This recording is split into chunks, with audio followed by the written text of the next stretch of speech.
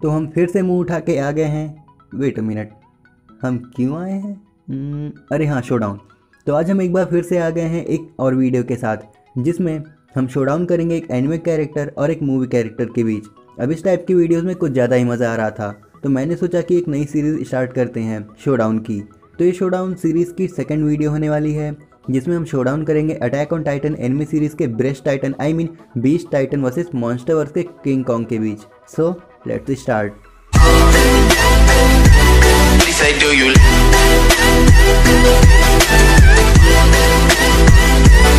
say, do you I only love my bed and my mama. तो beast Titan की origin की बात करें तो वो one of the 9 main titans of the history में से एक है, जो कि ymir फ्रिट्ज की डेथ के बाद इस वर्ल्ड में आए और 2000 साल से बीस्ट टाइटन वॉरिंग एल्डियंस के पोजीशन में था, जो कि फाउंडिंग टाइटन के सबसर्विएंट थे। और हर 13 साल के गैप के बाद बीस्ट टाइटन्स को एल्डियन में से किसी न किसी को इनहेरिट कराया जाता था। तो अब बात करते हैं बीस्ट टाइटन के एबिलिटीज़ के बारे में। तो ये नॉर्मल टाइटन्स को कंट्रोल कर सकता है और उनसे वो जो चाहे वो करा सकता है, जो कि ऑलरेडी हमने attack on Titan anime series में देख रखा है, जहां बीस्ट टाइटन के कमांड पे नॉर्मल टाइटन वो सार्वे कॉप्स पे अटैक कर देते हैं। और साथ ही जब अरविंद स्मिथ अपने सोल्जर्स और कैप्टन लीवाई के साथ बीस्ट टाइटन पर अटैक करते हैं, तो बीस्ट टाइटन कुछ टाइटन्स से बड़े रॉक्स मंगवाता है, जो कि वो लेके भी आते हैं। बाकी टाइटन्स के कंपेयर में इसके हाथ बहुत ज़्यादा बड़े हैं, जिसकी हेल्प से बड़े रॉक्स को थ्रो कर सकता है, जो कि मिलिट्री के फायर कैनिंग से भी ज़्यादा पावरफुल होता है। साथ ही अगर ये टाइटन किसी रॉयल फैमिली मेम्बर के पास हो तो वो इसकी एक अलग पावर यूज़ कर सकता है, जो कि है स्पाइन फ्लूइड, जिसकी हेल्प से ये जितने चाहे लोगों को टाइटन में ट्रांसफॉर्म कर सकता है। इसके लिए उसको बस उन लोगों को अपना स्पाइन फ्लूइड पिलाना होगा, जिसके बाद बीस्ट टाइटन या उसके यूज़र की एक आवाज़ से वो लोग अपने आप टाइटन में चेंज हो जाएंगे, जो कि हम सीज़न 4 में देख चुके हैं। साथ ही यही चीज़ उसने कॉनी के विलेज में भी किया था, जहां उसने स्पाइन फ्लूइड से बने गैस का यूज़ किया था ताकि वो सबको टाइटन में बदल सके। अब बात करते हैं बीस्ट टाइटन के स्ट्रेंथ की। तो वो बहुत ज़्यादा बड़े रॉक्स को तोड़कर उन्हें एक परफेक्ट वे में थ्रो कर सकता है, जो कि बिल्कुल एक्यूरेट होगा। साथ ही उसने आर्मर टाइटन को हराया है, जो कि आसान नहीं है। एरेन यानी अटैक टाइटन ने भी आर्मर टाइटन को कुछ हद तक हरा दिया था, बट कम्प्लीटली नहीं हरा पाया था। अब बात करते हैं स्पीड और ड्यूरेबिलिटी की। तो इसमें कोई शक नहीं कि बीस्ट टाइटन स्लो है और उसकी वजह उसकी बॉडी है।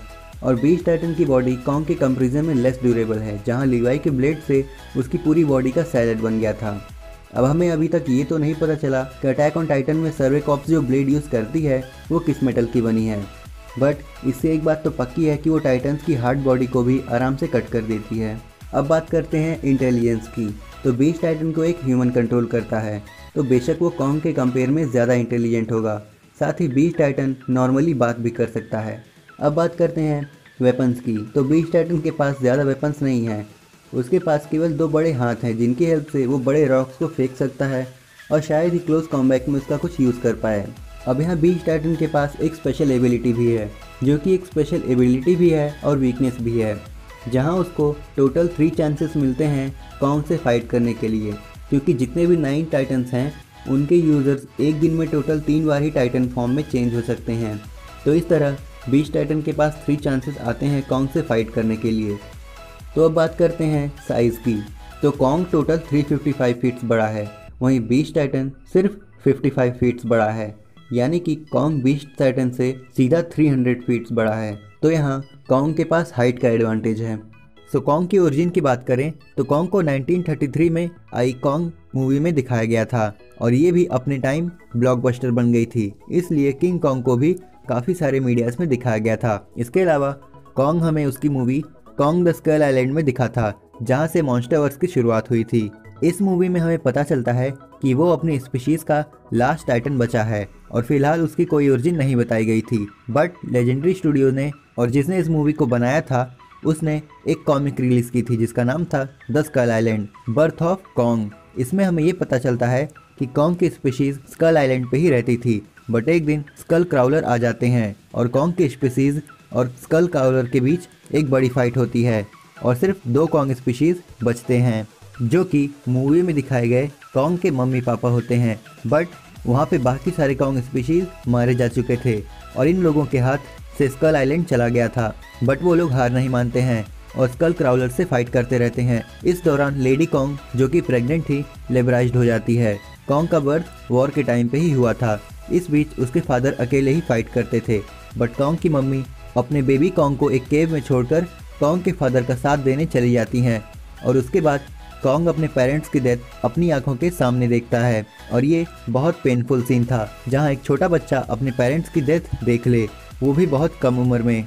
उसके बाद वो स्कल क्राउलर से नफरत करना शुरू कर देता है, ठीक वैसे ही जैसे हिटलर ज़्यूस से करता था। इसके बाद की पूरी स्टोरी मूवी में कंटिन्यू है। अब किंग कॉन्ग की पावर्स की बात करें तो मूवी में किंग कॉन्ग के पास इलेक्ट्रिकल पावर्स होती हैं, जिसकी हेल्प से वो किसी भी इलेक्ट्रिकल सोर्स से इलेक्ट्रिसिटी ड्रॉ कर सकता है और वो इस इलेक्ट्रिसिटी को एज अ वेपन यूज कर सकता है। बट मॉन्स्टरवर्स में किंग कॉन्ग की ऐसी कोई भी एबिलिटी को नहीं दिखाया गया है। इसके अलावा उसके पास है enhanced durability, intelligence, high physical strength और रेडियो एक्टिव इम्यूनिटी। तो यार पहले तो मैं बड़ा एक्साइटेड था कि शोडाउन में बहुत मज़ा आएगा, बट अब मूड की माँ बहन हो गई, पूरा मैच एक तरफा हो गया।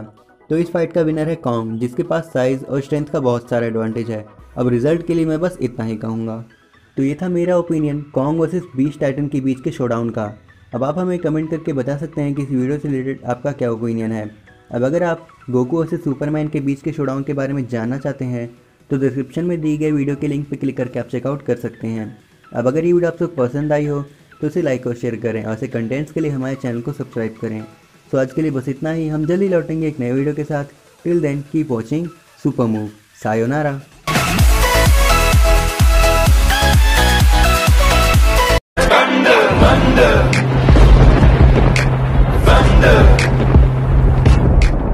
She say, do you love me? I tell her only partly. I only love my bed and my mama.